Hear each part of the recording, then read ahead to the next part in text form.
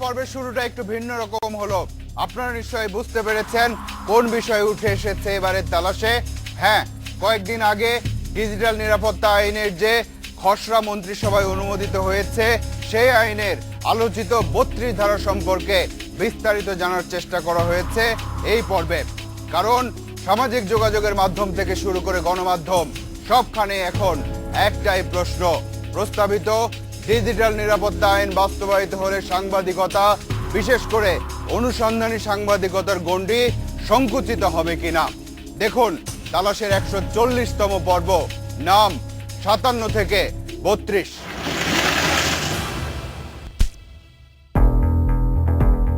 Dhaka medical college হাসপাতালের জরুরি বিভাগ।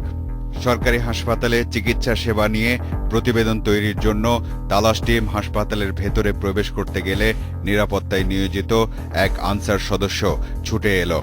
জানতে চাইল ক্যামেরা নিয়ে প্রবেশের অনুমতি আছে কিনা। অনুসন্ধান কেন্দ্রে জানতে চাওয়া হলো ভেতরে যেতে কার অনুমতি নিতে হবে। তিনি কর্তব্যরত ডাক্তারের কক্ষ দেখিয়ে দিলেন। কর্তব্যরত ডাক্তার আবার অন্য এক দরজা দেখালেন।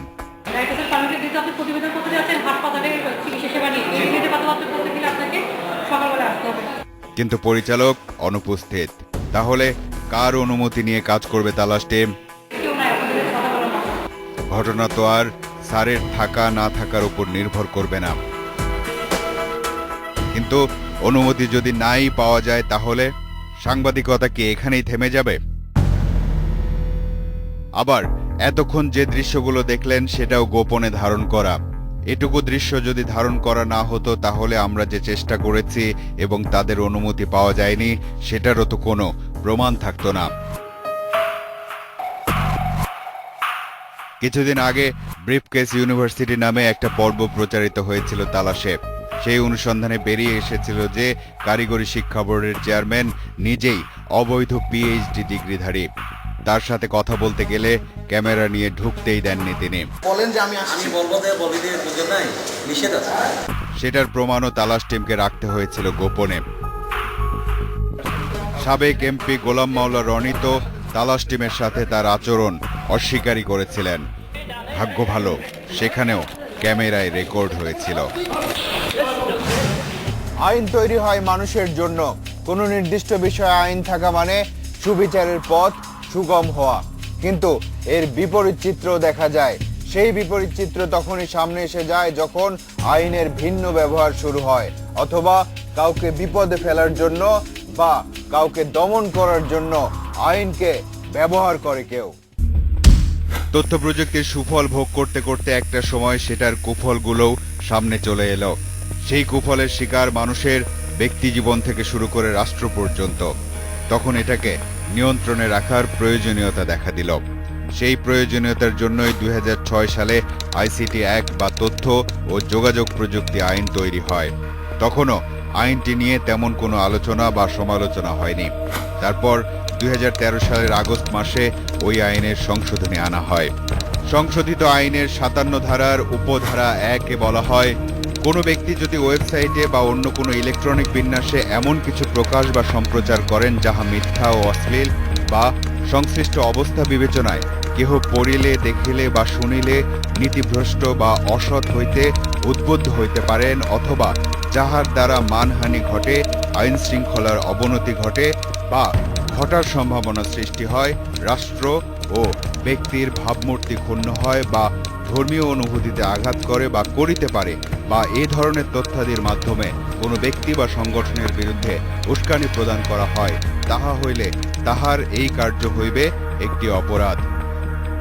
এমন অপরাধের ক্ষেত্রে শাস্তির বিষয়টি উল্লেখ করে বলা হয়, কোনো ব্যক্তি উপধারা ১-এর অধীন অপরাধ করিলে তিনি অনধিক ১৪ বছর এবং ন্যূনতম ৭ বছর কারাদণ্ডে এবং অনধিক ১ কোটি টাকা অর্থদণ্ডে দণ্ডিত হইবেন। আইসিটি আইন কেন থাকতে হবে? আমি জাস্ট লেমেনের ভাষাতে আপনাকে দুটো উদাহরণ একটু দিই। যেমন ধরেন, আপনার মাঝখানে আপনার হয়তো খেয়াল আছে যে এটিএম মেশিন থেকে কার্ড ক্লোন করে এরকম ২ নম্বরি করে সব টাকা পয়সা লুটপাট করে নিয়ে চলে যাচ্ছিল। এখন সেখানে কিন্তু কোথাও কোনো প্রোটেকশনের কোনো কিছু ছিল না।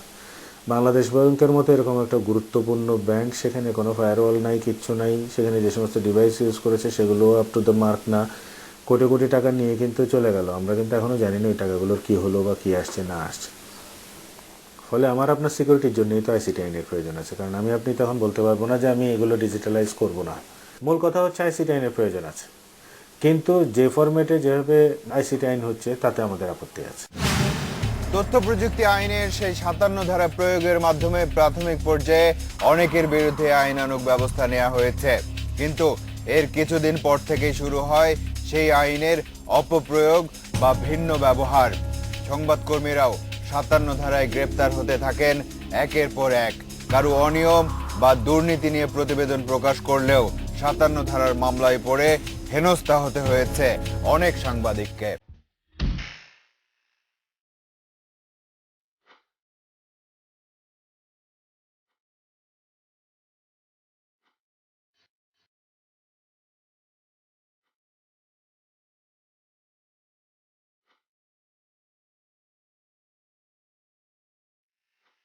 গণমাধ্যমে তীব্র সমালোচনা শুরু হয় 57 ধারার। শিকার হচ্ছেন, ব্ল্যাকমেইলড হচ্ছেন, তাদেরকে রক্ষা করার তো আবার কিছু থাকে না। ওখানটায় তো এমনই অস্বচ্ছ এবং মন্ত্রীর রাতে বিতরণ করা ছাগল সকালে মৃত্যু হয়েছে এটা বললেতে আইসিটি অ্যাক্টের 57 ধারা সংক্রান্ত বিষয়ে কোনো সমস্যা হলে তথ্য যোগাযোগ প্রযুক্তি আইন 2006, যেটা সেই আইনে প্রথম দিকে আসলে সাংবাদিক পেশার কেউ সেভাবে আক্রান্ত না হলেও পরবর্তীতে কিন্তু এই আইনের মাধ্যমে অনেকগুলো সাংবাদিককে কিন্তু বিভিন্ন রকমের হয়রানি করা হয়েছে। ফলে গণহারে এরকম অসংখ্য মামলা হয়েছে যেগুলো আসলে কোনো মানে দাঁড়ায় না এই মামলাগুলোর, যে কেন তারা মামলা করবেন, শুধুমাত্র পাবলিসিটি পাওয়ার জন্য অনেকে মামলা করেছেন। গত বছর যেটা হলো, আইজিপি মহোদয়ের অনুমতি ছাড়া এই আইসিটি আইনে মামলা নেওয়া যাবে না, এরকম একটা পরিপত্র এসেছিল। এটাও খুবই আশ্চর্যজনক বিষয় বাংলাদেশের মতো দেশে, যেখানে সংসদে পাশ করা একটা আইনকে আবার একটি অ্যাডমিনিস্ট্রেটিভ অর্ডারের অধীনস্থ করা হচ্ছে। এই পুলিশ বিভাগের আসলে এই ধরনের সার্কুলার দেওয়ারই কোনো আইনগত কোনো এখতিয়ার নেই, এটা হচ্ছে পুরো সংসদের অবমাননা হয়। সিদ্দিকুর রহমান খান পেশাগতভাবে সাংবাদিকতা করেন 1999 সাল থেকে। বর্তমানে দৈনিক শিক্ষা .com নামে অনলাইন নিউজ পোর্টালের সম্পাদক তিনি। জানা গেছে একজন মন্ত্রীর আত্মীয়ের শিক্ষা ভবন কেন্দ্রিক অনিয়ম আর দুর্নীতি নিয়ে প্রতিবেদন করার কারণে 57 ধারায় মামলা হয় তার বিরুদ্ধে। সেই মামলার প্রেক্ষিতে 2016 সালের সেপ্টেম্বরে গ্রেপ্তার হন তিনি। শিক্ষা অধিদপ্তরের একাধিক দুর্নীতির বিষয়ে রিপোর্ট হয়েছে, রিপোর্টের কারণেই মামলা হয়েছে। একজন সাবেক মহাপরিচালক ওই মামলার বাদী, এবং ওই রিপোর্টগুলো দুর্নীতি, অনিয়ম, নিয়োগ, বদলি এসবের বিষয়। শিক্ষা ভবন থেকে আমাকে গ্রেপ্তার করা হয়েছিল। 4 দিন কারাগারে থাকার পর অন্তর্বর্তীকালীন জামিন পান সিদ্দিকুর রহমান খান। আইন দিয়ে সাংবাদিকদের দমানো যায় না বা যাবে না। মৎস্য প্রাণী সম্পদ প্রতিমন্ত্রীর বিতরণ করা ছাগলের মৃত্যু সংবাদ ফেসবুকে শেয়ার করার কারণেও 57 ধারায় মামলা হয়েছিল এক সাংবাদিকের বিরুদ্ধে। সেই মামলায় গ্রেপ্তারও হয়েছিলেন তিনি। এরকম আরো অনেক ঘটনার কারণেই তীব্র সমালোচনার মুখে পড়ে তথ্য প্রযুক্তি আইনের সেই 57 ধারা। সর্বশেষ খবর হলো, গত 29 জানুয়ারি মন্ত্রিসভায় নতুন করে ডিজিটাল নিরাপত্তা আইনের খসড়া পাশ হয়েছে। ডিজিটাল নিরাপত্তা আইন 2018 এর 32 ধারায় বলা হয়েছে, কোনো ব্যক্তি বেআইনিভাবে প্রবেশের মাধ্যমে কোনো সরকারি, আধা সরকারি, স্বায়ত্তশাসিত বা বিধিবদ্ধ কোনো সংস্থার অতি গোপনীয় বা গোপনীয় তথ্য উপাত্ত, কম্পিউটার, ডিজিটাল যন্ত্র, কম্পিউটার নেটওয়ার্ক, ডিজিটাল নেটওয়ার্ক বা অন্য কোনো ইলেকট্রনিক মাধ্যমে ধারণ, প্রেরণ বা সংরক্ষণ করেন বা করতে সহায়তা করেন, তাহলে সেই কাজ হবে কম্পিউটার বা ডিজিটাল গুপ্তচর বৃত্তির অপরাধ। এতে বলা হয়, এ অপরাধের জন্য সর্বোচ্চ 14 বছরের কারাদণ্ড বা সর্বোচ্চ 25 লাখ টাকা অর্থদণ্ড বা উভয় দণ্ড হবে। কেউ যদি এই অপরাধ দ্বিতীয়বার বা বারবার করেন তাহলে তাকে যাবজ্জীবন কারাদণ্ড বা সর্বোচ্চ 1 কোটি টাকা অর্থদণ্ড বা উভয় দণ্ড ভোগ করতে হবে। এই খসড়া অনুমোদিত হওয়ার সাথে সাথে বিভিন্ন মাধ্যমে এর সম্ভাব্য নেতিবাচক প্রভাব নিয়ে আলোচনা শুরু হয়েছে। ফ্রি সিটিজেন হিসাবে আমি বলতে পারি যে রাষ্ট্রের কোনো কিছুই গোপন নয়। যারা এই আইনটা করছেন তাদের উচিত হবে সংবাদ সংগ্রহে বাধা না দিয়ে গুপ্তচর বৃত্তি কিভাবে ঠেকানো যায় সেই ব্যবস্থা করা। কি এমন আছে এই ধারায় যে এত আশঙ্কা? আমরা আইনের লোক না, তাই এটা বুঝিও না। এক্ষেত্রে একজন আইনজ্ঞের কাছে যাওয়াটাই সবচেয়ে সমীচীন হবে। এইরকম প্রভিশনের প্রয়োজন নাই যে মানহানির জন্য আইসিটিতে আলাদা করে আইন করতে হবে, কারণ আইসিটি মানহানির প্রসঙ্গটা যখন আসছে, সারা দুনিয়াতে গত 5 বছর ধরে এই আর্গুমেন্টটা আসছে যে মানহানির বিষয়ে আসলে ফৌজদারি মামলা হওয়া উচিত, এটা দেওয়ানি ক্লেম হওয়া উচিত। আপনি কম্পেনসেশন চান, আপনি আপনার ড্যামেজ স্যুট করেন। প্রস্তাবিত ডিজিটাল নিরাপত্তা আইনের 32 ধারার প্রভাব সম্পর্কে জানতে চায় তালাশ টিম। সাংবাদিকদের ক্ষেত্রে 57 ধারাকে আপনি যদি তুলনা করেন একটা লাঠির সাথে, 32 ধারাকে বলতে হবে একটা পিস্তল, এবং সেই পিস্তলের যে কার্তুজ, সেই কার্তুজটা তাক করা থাকবে বেশিরভাগ সাংবাদিকদের দিকেই। ডিজিটাল নিরাপত্তা আইনের খসড়া অনুমোদিত হওয়ার সাথে সাথে আমাদের বারবার একটা প্রশ্নের মুখোমুখি হতে হচ্ছে। প্রশ্নটা হলো, এই আইন বাস্তবায়িত হলে তালাশের মতো অনুসন্ধানমূলক অনুষ্ঠানগুলোর ভবিষ্যৎ কি? এর উত্তরে আমরা বলেছি সময়ে বলে দেবে। এ পর্যায়ে আমরা তালাশের আগের কয়েকটি ঘটনার দিকে নজর দেব। 2011 সালের ডিসেম্বরে অনুসন্ধানমূলক অনুষ্ঠান তালাশ শুরুর সময় থেকে এটা পরিষ্কার হয়েছিল যে সরাসরি ক্যামেরা নিয়ে উপস্থিত হলে বেশিরভাগ অপরাধ বা অসামঞ্জস্যের ঘটনায় সাদা কাগজের মতো পরিষ্কার পরিচ্ছন্ন দেখা যায়। তাই তালাশের দ্বিতীয় পর্ব থেকেই ভিন্ন কৌশল অবলম্বন করতে হয় তালাশ টিমকে।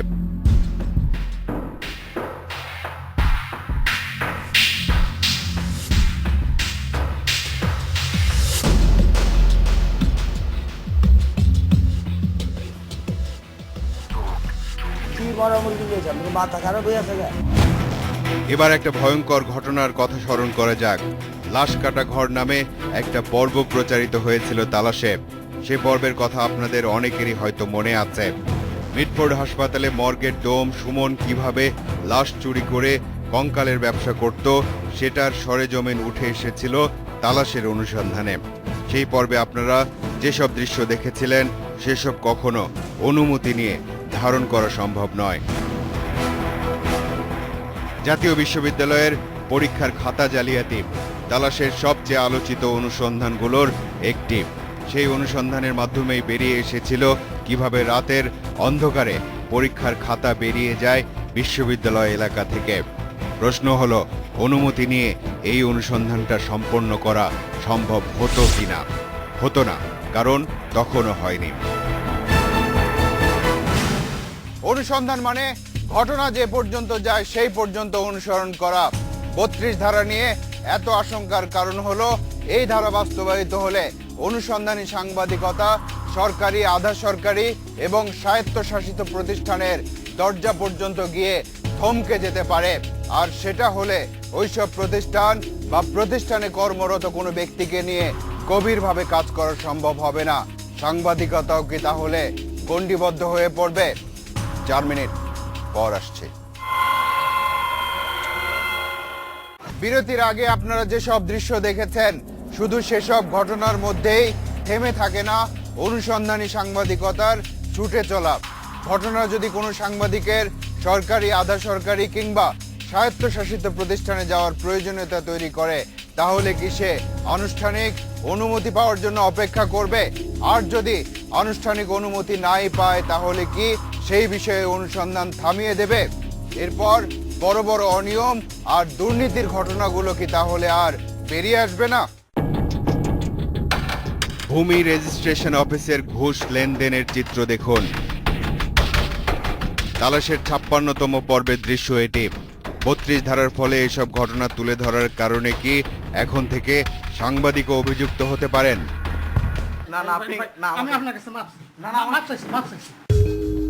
সাংবাদিক রিশাদ হুদা পদ্মা সেতু সংক্রান্ত দুর্নীতি নিয়ে 2013 সালে রমেশ শাহর ডায়েরি নামে তিনি একটি প্রতিবেদন করেন ইন্ডিপেন্ডেন্ট টেলিভিশনে। কোন তথ্যের ভিত্তিতে বিশ্বব্যাংক দুর্নীতির অভিযোগ এনেছিল তার দালিলিক প্রমাণ বেরিয়ে এসেছিল ওই অনুসন্ধানী প্রতিবেদনে। যাতে মশির রহমান 1% মিন 4%, কাইসার 2%, নিক্সন 2% এবং 1% সেক্রেটারি নামে ঘুষের বরাদ্দ করা হয়েছিল। রমেশ শাহর ডায়েরির তথ্য কিভাবে পেয়েছিলেন রিশাদ হুদা? মূলত আমরা ব্যক্তিগত যোগাযোগগুলোকে কাজে লাগাই। বিভিন্ন অফিসে আমরা যাতায়াত করি, এদের মধ্যে অনেকেই দেশপ্রেমিক বা তার যে সংশ্লিষ্ট অফিস আছে সেই অফিসের ভালো চায়, এরকম অনেক মানুষই আছে, যার কারণে তারা পরিচয় গোপন রাখার শর্তে একরকমের আমাদেরকে বিভিন্ন ধরনের তথ্য দিয়ে থাকে। 32 ধারা যদি কার্যকর হয় তাহলে এমন সাংবাদিকতায় তার প্রভাব কি হতে পারে? অনুসন্ধানী সাংবাদিকতার যা ক্ষতি হবে তার চেয়ে বেশি ক্ষতি হবে আসলে সরকার বা পলিটিক্যাল গভর্নমেন্ট। এতে করে আসলে দুর্নীতিবাজদেরকে সুরক্ষা দেওয়া হচ্ছে। এমন কোনো আইন করা উচিত না যেটা ডিজিটাল নিরাপত্তার নামে মানুষের নিরাপত্তাহীনতা সৃষ্টি করবে। এটাকে পুনর্বিবেচনা করা দরকার, যাদের জন্য এই আইনটির প্রত্যক্ষ এবং পরোক্ষ প্রয়োগের এবং অপব্যবহারমূলক প্রয়োগের ঝুঁকি সৃষ্টি হতে পারে বলে তাদেরকে সম্পৃক্ত করে এই আইনটি প্রণয়ন করা উচিত। অনুসন্ধানী সাংবাদিকতার মাধ্যমে বড় বড় ঘটনা উদ্ঘাটিত হয়, অপরাধ, অনিয়ম, অসামঞ্জস্য আর দুর্নীতির খবর সামনে চলে আসে। এর ফলে রাষ্ট্রই উপকৃত হয়, কারণ এসব প্রতিবেদনে যেসব বড় বড় ঘটনা, দুর্নীতি বা ব্যক্তিকে চিহ্নিত করা হয় তার বিরুদ্ধে ব্যবস্থা নিতে পারে প্রশাসন, সরকারের ভাবমূর্তি উজ্জ্বল হয় এবং দেশ এগিয়ে যায় সুশাসনের পথে। ওবায়দুল্লাহ রনি, দৈনিক সমকালের বিশেষ প্রতিবেদক। তার অনুসন্ধানী প্রতিবেদনে অর্থ, ব্যাংক ও বীমা খাতে বিভিন্ন দুর্নীতির চিত্র উঠে আসে। তালাশ টিম জানতে চায় কিভাবে তথ্যগুলো সংগ্রহ করেন তিনি। ম্যাক্সিমাম ক্ষেত্রে আসলে সোর্স কিন্তু বেস লেভেলের কর্মকর্তারা সোর্স। প্রস্তাবিত ডিজিটাল নিরাপত্তা আইনের 32 ধারা নিয়ে কি ভাবনা তার? 57 ধারার পর এখন 32 ধারা বলা হচ্ছে। তো এখানে যেসব বিষয় আমরা শুনেছি সেটা যদি সে আকারে যদি আইন আকারে পাশ হয় সেটা তো অবশ্যই এটা আমাদের জন্য প্রতিবন্ধকতার সৃষ্টি করবে। এই আইনের খসড়া অনুমোদিত হওয়ার পর থেকে তীব্র আলোচনা চলছে এর প্রভাব নিয়ে। গত 6 ফেব্রুয়ারি গণমাধ্যমের কাছে এর ব্যাখ্যা দিয়েছেন আইনমন্ত্রী। সাংবাদিকদের ঘায়েল করার জন্য কোনো আইন করা হয় নাই। আপনারা প্রশ্ন তুলেছেন ইনভেস্টিগেটিভ রিপোর্টিং করতে আপনাদের অসুবিধা হবে। ইনভেস্টিগেটিভ রিপোর্টিং যদি আপনারা করেন এবং সত্য উদ্ঘাটন করেন, আপনাদেরকে section 32 of the digital security অ্যাক্টের মধ্যে ফেলতে পারবে না। কিন্তু প্রশ্ন হলো, সুনির্দিষ্টভাবে উল্লেখ না থাকলে একই আইন ভিন্ন ভিন্ন ব্যক্তি বা পেশার ক্ষেত্রে আলাদা আলাদাভাবে প্রয়োগ হবে কিভাবে? কেন প্রযোজ্য না? এটা তো কোথাও বলা নেই। আপনার তো আইন এক্সক্লুড করতে হবে, সাংবাদিকদের জন্য প্রযোজ্য না। এটা সাংবাদিক না শুধু, এটা যে কোনো পেশার, যে কোনো শ্রেণী পেশার মানুষের জন্যই প্রযোজ্য।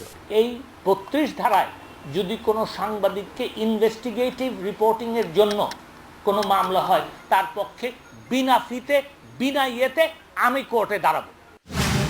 আমরা আশাহত হতে চাই না। এত যে আলোচনা এই 32 ধারা নিয়ে, তারও কিছু না কিছু ফলাফল হয়তো পাওয়া যাবে। সাংবাদিকতা পেশাটাই চ্যালেঞ্জের। 32 ধারা যদি সত্যি সত্যিই অনুসন্ধানী সাংবাদিকতাকে চ্যালেঞ্জ করে, তবে সেই চ্যালেঞ্জের মধ্যেও কিভাবে অনুসন্ধান চালিয়ে যাওয়া যায় সেই চেষ্টা থাকবে আমাদের। আইন আর ধারা নিয়ে কথা হলো অনেক, এবার আমরা আমাদের মূল কাজ অনুসন্ধানে ফিরে যেতে চাই। প্রিয় তালাশ টিম, পত্রিকায় বিজ্ঞাপন দেখে আমি মডেল হতে আগ্রহী হই। ফোনে যোগাযোগ করা হলে একটি ছেলে আমার সাথে কথা বলে, আমার সাথে সরাসরি যোগাযোগ করতে চায়। সে আমাকে বলে আমার ভার্জিনিটি চেক করতে হবে, সে নিজেই ভার্জিনিটি চেক করবে। আমি কিছুতেই রাজি ছিলাম না। তারপর খাবারের সাথে কিছু মিশিয়ে আমাকে অচেতন করে ফেলে। যখন আমার জ্ঞান ফিরে তখন বুঝলাম আমার সব শেষ।